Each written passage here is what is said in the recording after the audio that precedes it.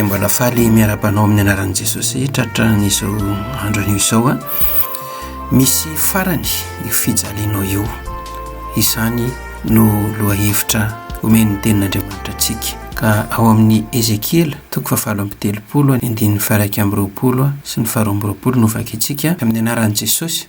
Ry zanak'olona manandrifia ny goga avy any amin'ny tany magoga izay mpanjakan'ny Rosy sy Meseka ary Tobala ary maminaniny amelezana azy dia hiantso sabatra aho hamely azy eny amin'ny tendrombohitra rehetra hoy Jehovah Tompo ary efa mely sabatra amin'ny namany avy izy rehetra ary hamaly azy amin'ny areti-mandringana sy ny ranorana manafitra ary ny avandra vavety aho ary koa handatsaka afo sy solofara aminy sy amin'ny miaramilany mba amin'ny firenena maro izay miaraka aminy aho. Amen. Ny fanandrifiana ny goga sy magoga. Misy farany io fijalianao io ry havana. Tsara ny afantarantsika ny fomba ho anafoanan'Andriamanitra tanteraka ny devoly rehetra eto ambonin'ity tany ity araka ny soratra masina. Dia ao amin'ny Apokalipsy koa tenin'Andriamanitra dia milaza an'izany ny Apokalipsy 20:7-10 amin'ny anaran'i Jesosy.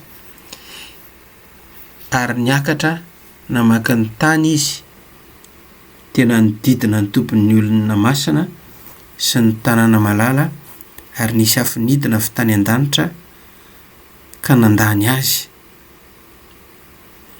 ary ny devoly izay namitaka azy dia natsipy tany amin'ny fariafo sy solofara izay misy ilay bibidia sy ilay mpaminany sandoka koa ary ampijaliana andro aman'alina mandrakizay ireo.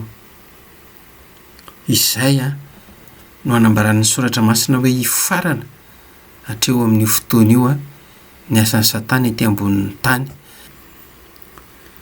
Zao ny afatra ho antsika fiangonana ry havana, mampafantatra antsika Andriamanitra fa manome antsika, manome asa anao izy fahefana lehibe izay azontsika ampiarina androany dia androany afahantsika handatsaka ny afon'i Jehovah. Zay ny fampanantenana omen'ny tenin'Andriamanitra antsika androany zany fa ny fandresena tsy amin'izany fotoana izany ihany ho aso anao fa manomboka amin'ny hainoanao an'izao tenin'Andriamanitra izao ka ampiarinao le izy dia afaka handatsaka ny afony avy any an-danitra Andriamanitra handory sy handevona ny fahavalonao dia ny devoly zany.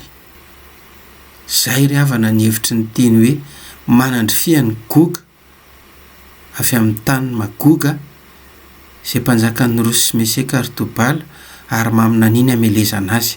Teny mpahefana omen'Andriamanitra asa anao zany mba hahazoantsika mandatsaka ny afon'i Jehovah amin'ireo devoly izay mamatotra antsika.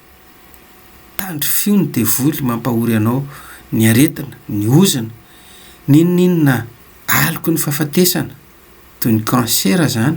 Ireo devoly mpanao taingom-bozina na fisotrotoka io na fifohana zava-mahadomelina io ninona zany taingom-bozina ataon'ny Satana.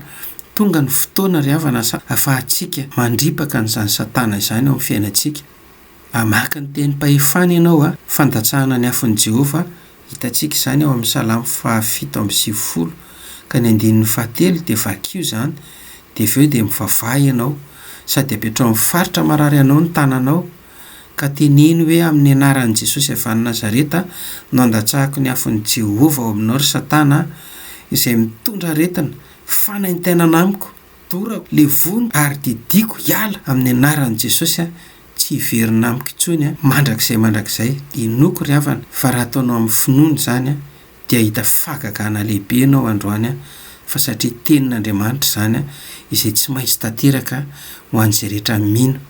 Jesosy mihitsy no niteny hoe zao famantaran'izao nanarak'izay mino amoaka dia amin'ny anarako izy. Zao no lazain'i Jehovah. Ry zanak'olona manandrifia ny goga avy any amin'ny tany magoga izay mpanjakan'ny Rosy sy Meseka ary Tobala ary maminany ny amelezana azy dia handatsaka afo sy solofara aminy sy ny miaramilany mba amin'ny firenena maro izay miaraka aminy ao hoy Jehovah. Amen.